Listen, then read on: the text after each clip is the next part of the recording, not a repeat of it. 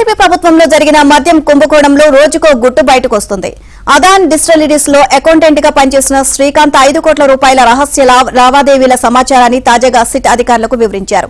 ఇక దుబాయ్ నుంచి తిరిగి వస్తుండగా శంషాబాద్ ఎయిర్పోర్ట్ లో అరెస్ట్ అయిన A40 వరుణ్ పురుషోత్తం ఇచ్చిన సమాచారం ఆధారంగా శ్రీకాంత్ ను నిన్న విజయవాడలో సిట్ ప్రశ్నించింది.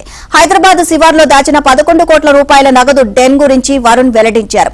దాంతోపాటు మరో 5 కోట్ల రూపాయల లావాదేవీ గురించి ఇప్పుడు శ్రీకాంత్ వెల్లడించాడు.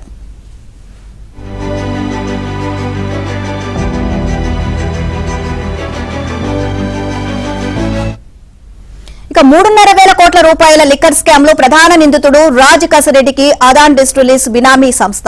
మొదట తోడలుడు ముప్పిటి అవినాష్ రెడ్డి, ఆ తర్వాత కాశీ చైనుల శ్రీనివాస్ డైరెక్టర్లుగా అదాన్ డిస్టిలరీస్ కు నడిపించారు. ఇక అదాన్ లో అకౌంటెంట్ గా శ్రీకాంత్, ఆపరేషన్ మేనేజర్ గా వరుణ్ పురుషోత్తం పనిచేశారు. లీలా డిస్టిలరీస్ ప్రారంభించిన వెంటనే దాని పూర్తి స్థాయి బాధ్యతలు వరుణ్ పురుషోత్తం కు అప్పగించారు.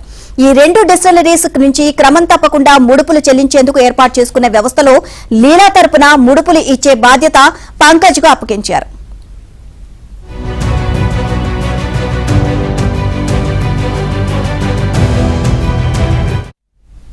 గత వైసీపీ ప్రభుత్వ హయాంలో ప్రతిసారి 25-30 లక్షల చొప్పున పలుమార్లు వరుణ్ డబ్బులు తీసుకుని శ్రీనివాస్ చెప్పిన వారికి అందజేసేవాడు.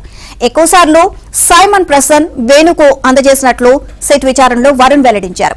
ఇక ఈ వాంగ్మూలం ఆధారంగా శ్రీకాంత్ ను పిలిపించి సిట్ అధికారులు విచారించారు.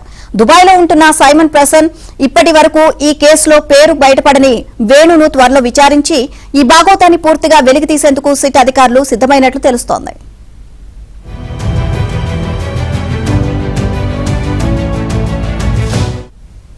లిక్కర్ స్కామ్ ను టెక్నాలజీ సహాయంతో వెలుగుతీస్తున్న సిట్ అధికారులు డొల్ల కంపెనీల గుట్టు తేల్చేందుకు ముంబైకి వెళ్లారు. మద్యం ముడుపులను వైట్గా మార్చుకోవడానికి ముంబైలో పలు డొల్ల సంస్థలు ముట్టడించిన మద్యం ముఠా హవాలకు పాల్పడిన వైనాన్ని వెలికితీసే ప్రయత్నంలో భాగంగా 2 ప్రత్యేక బృందాలు ముంబైకి చేరుకున్నాయి.